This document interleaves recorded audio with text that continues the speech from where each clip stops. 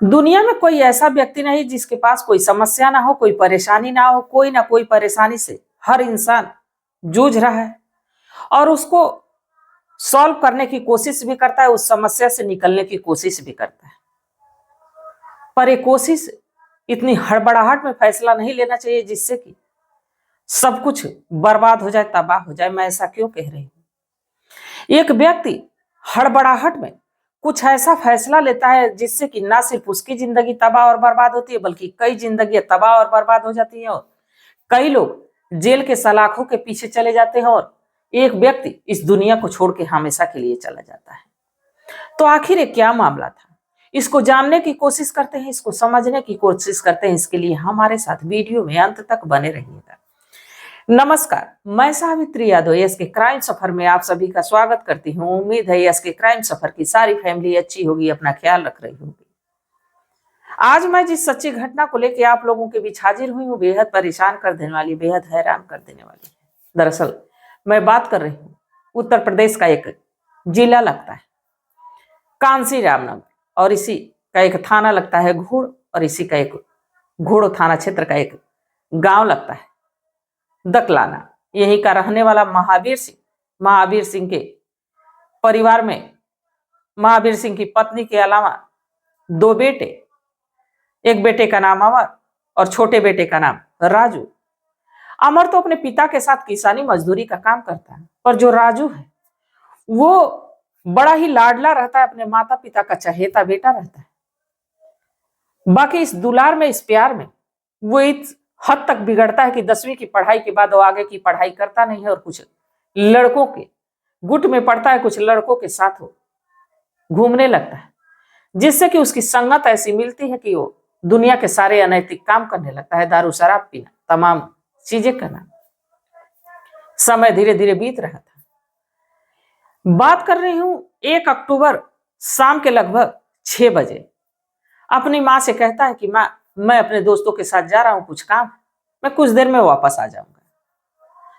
अब जैसे ही रात के 8 बजते हैं, खाने का समय होता है, तो जो महावीर सिंह की पत्नी है महावीर सिंह से कहती है कि देखो राजू अभी तक आया नहीं, उसके नंबर पे फोन तो करो। जैसे वो लोग फोन करते हैं, मोबाइल स्विच ऑफ आता है।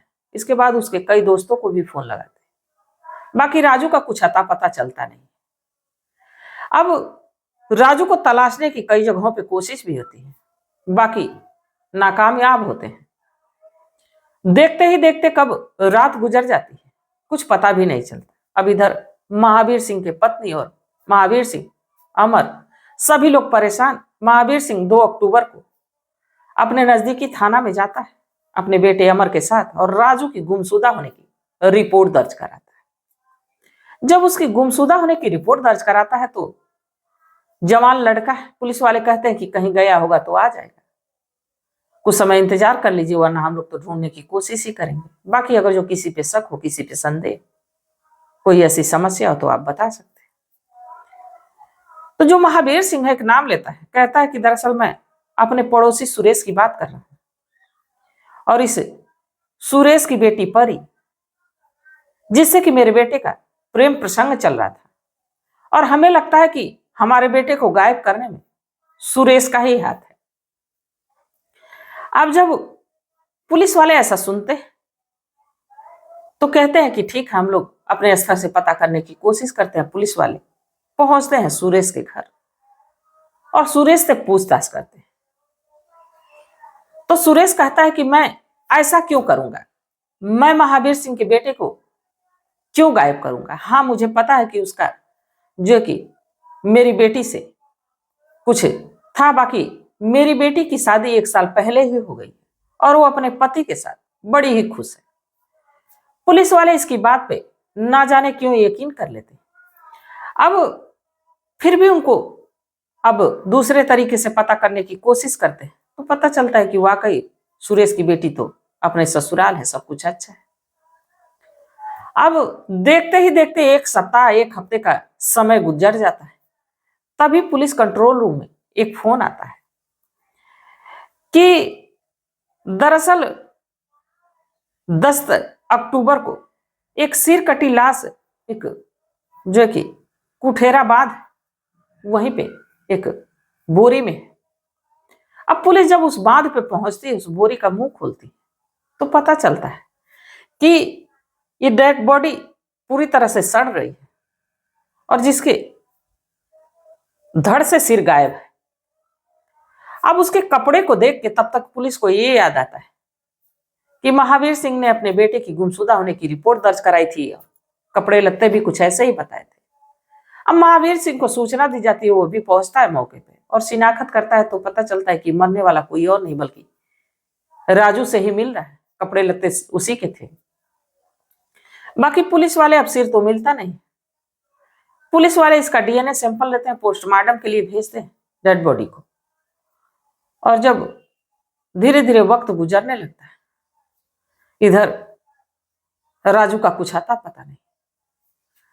अब जब पुलिस वालों को कुछ नहीं मिलता है तो फिर से एक बार वो सुरेश से मिलने के लिए सुरेश के घर जाते हैं। तो दरअसल सुरेश मिलता नहीं, उसकी पत्नी मालिनी मिलती। और जब मालिनी मिलती है तो मालिनी से पूछताछ करते हैं तो कहती है कि दरअसल मेरे पति गुजरात गए बेटी और दामाद के पास। इस पे पुलिस वाले मालिनी से कहते हैं कि ऐसा है कि तुम अपने पति को जल्द से जल्द बुलाओ, वरना इसका अंजाम बहुत ही खतरनाक होने वाला है। अब मालिनी किसी तरह अपने पति से संपर्क करती है और 2 दिनों के बाद उसका पति आ जाता है। इसके बाद अब पुलिस फिर से सुरेश से पूछताछ करती है।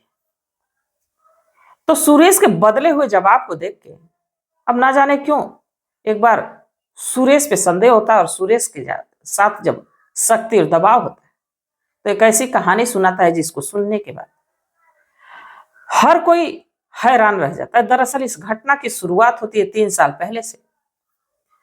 ये जो सुरेश है, जिसकी बेटी, ये अब जब इस राजू से मिलती परी तो देखने में बेहद हसीन और बेहद खूबसूरत। अब इन दोनों का मुलाकात दोस्ती से कब प्यार में बदल जाता है इन दोनों को भी पता नहीं होता। इधर राजू जो पैसे रुपए की कमी थी नहीं, लाडला था ही, और दिन भर इधर उधर घूमना मौज मस्ती करना यही इसका काम था। और परी भी चंचल स्वभाव की लड़की, यही चंचलता उसको पसंद आती है और वो राजू से प्यार करने लगती है। और राजू से सिर्फ वो बातचीत ही नहीं करती बल्कि अब अकेले में मिलना जुलना भी शुरू कर देती है। धीरे धीरे वक्त गुजरता है। ये जो सुरेश है कासगंज के एक कंपनी में काम करता है। एक दिन सुरेश के ही गांव का एक व्यक्ति इस परी और राजू को एक दूसरे के साथ शारीरिक संबंध बनाते हुए नग्न अवस्था में देख लेता है। अब इस बात को वो फोन करके सुरेश को कासगंज में बताता है कि देखो तुम्हारी बेटी को मैंने ऐसे देखा, और महावीर सिंह के बेटे राजू के साथ। अब इसपे सुरेश परेशान होता है और सीधे कासगंज से अपने गांव कांसीराम नगर पहुंचता है। और जब यहां पहुंचता है तो ना सिर्फ अपनी पत्नी को डांटता फटकारता है बल्कि अपनी बेटी परी की जोरदार पिटाई भी करता है। अब जब ये उस सिलसिला चलने लगता है, वो परी पे ज्यादा अब रोक टोक करने लगते हैं, परी को ज्यादा बाहर नहीं निकलने देते। अब इधर परी भी परेशान, इधर राजू भी परेशान। इसी बीच अब ये जो एक दिन सुरेश महावीर सिंह के घर जाता है और कहता है कि देखो अपने बेटे को मना कर दो, मेरी बेटी के करीब ना आए, वरना इसका अंजाम बहुत ही बुरा होगा। इस पे जो महावीर सिंह है अपने बेटे राजू को राजस्थान प्रदेश भेज देता है कि वहीं जाओ, कुछ दिन रहो, कामकाज करो, ये मामला जैसे ही थोड़ा ठंडा हो जाएगा तुम आ जाना। राजू चला जाता है। अब इधर जो सुरेश है अपनी बेटी परी के लिए लड़के की तलाश में लग जाता है और इस तलाश पूरी भी होती है अलीगढ़ में। अलीगढ़ में एक लड़का जिसका नाम भूरे, पिता का नाम राम अवतार। अब जब भूरे का पता चलता है तो पता चलता है कि गुजरात में नौकरी करता है। अब ये रिश्ता सुरेश को पसंद आता है। अपनी बेटी परी की शादी इस भूरे से मुकर्रर करता है और जिस डेट पे मुकर्रर करता है उसी डेट पे भूरे से शादी करके अब परी तो अपने ससुराल चली जाती है। बाकी जैसे ही अब ये राजू आता है, उसे पता चलता है कि परी की तो शादी हो गई, बौखला उठता है और परी से मिलने के लिए परेशान हो जाता है। बाकी कुछ ही समय के बाद परी अपने ससुराल से अपने मायके आती, और जब मायके आती तो सुरेश अब निश्चिंत रहता है कि अब तो शादी बेटी की मैंने कर दी, अब दिक्कत परेशानी है नहीं। वो कासगंज वापस चला जाता है और उसी दिन इस सुरेश की पत्नी ये भी मालिनी दवा लेने चली जाती है। अब घर में होती है अकेली परी। अब मौका देख के राजू इसके घर में घुसता है और काजल से कहता है कि तुमने मेरे साथ बहुत बड़ी बेवफाई की, तुम शादी कर ली। तो काजल कहती है कि तुमसे कोई संपर्क नहीं हो रहा था और शादी करना मेरी मजबूरी था, मैंने शादी कर लिया, पर मैं अपने पति के साथ खुश नहीं। अब जैसे ही ये बात सुनता है राजू खुश हो जाता है और एक बार फिर परी के साथ उसी के घर के भीतर राजू शारीरिक संबंध बनाता है। दोनों में अब ये सिलसिला शुरू हो गया। अब मौका दर मौका देख के दोनों मिलने जुलने लगते हैं, सब कुछ अच्छा चलने लगता है। अब जैसे ही कुछ समय गुजरता है, सुरेश कासगंज से वापस एक दिन छुट्टी लेके घर आता है और खाना पीना खा के जैसे ही सोता है तब तक उसको कुछ आहट सी होती है और छत पे जाता है। और जब छत पे जाता है तो देखता है कि ये जो राजू है उसकी बेटी परी के साथ नग्न अवस्था में दोनों संबंध बना रहे हैं। जब इस नजारे को देखता है तो राजू तो वहां से भाग जाता है और अपनी बेटी की पिटाई करता है और साथ ही भूरे को फोन करता है कि इसको ससुराल ले जाओ। अब दामाद से ये बात तो कह नहीं पा रहा था कि मेरी बेटी कर क्या रही थी। बाकी भूरे कहता है कि कुछ दिन वहीं रहने दीजिए। अब वक्त गुजरते रहता है, बाद की इधर सुरेश की परेशानी बढ़ती रहती है। एक दिन सुरेश उठता है और खुद ही अपनी बेटी को लेकर उसके ससुराल पहुंच जाता है। और जब उसके ससुराल पहुंचता है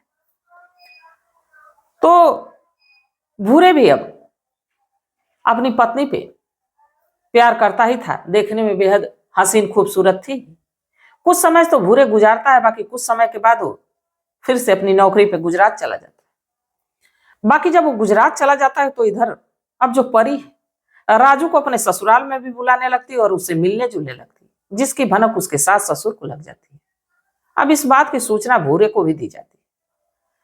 भूरे इस बात की जानकारी सुरेश को देता है और सुरेश और भूरे मिलकर यही एक प्लानिंग करते हैं। ये जो भूरे है ये गुजरात से आता है और अपनी पत्नी को लेके, परी को लेके अपने ससुराल पहुंचता है, यानी दकलाना में पहुंचता है। और जब वहां पहुंचता है तो देखते ही देखते इस लड़के राजू से दोस्ती कर लेता है। राजू जो कि पीने खाने का शौकीन।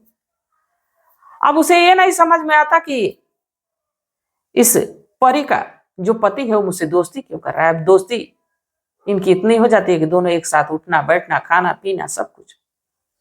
और इधर इसी भूरे के बहाने अब परी को भी देखना हो जाता था। राजू भी बड़ा खुश, समय बीत रहा था। बाकी एक दिन भूरे कहता कि आज पार्टी की जाएगी, दारू पार्टी एकांत में। इसके बाद राजू भी खुश हो जाता है। राजू और भूरे और उसके 3-4 दोस्त एक जो कि कुठारा बांध लगता है उसी के पास जाते हैं, दारू पीने लगते हैं। इसके कुछ ही देर के बाद वहां सुरेश भी पहुंचता है।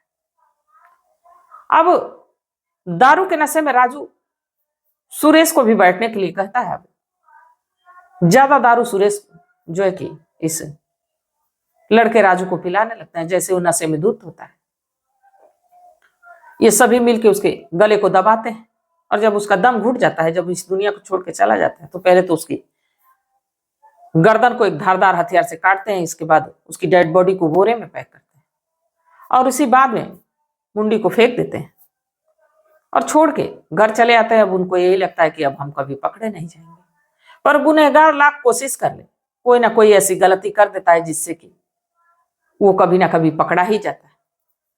अब इसी के तहरीर पे 2 और लोग, एक का नाम गंगा सिंह और एक का नाम रूप सिंह और साथ ही भूरे अरे सुरेश, इन चारों को अगले दिन जिला अदालत पेश किया जाता है और जेल के सलाखों के पीछे डाल दिया जाता है। तो इस हवस के चलते और इस जो है कि हड़बड़ाहट में फैसला लेने का ये अंजाम हुआ कि एक तो हमेशा के लिए अपने माँ बाप को छोड़ के इस दुनिया को चला गया।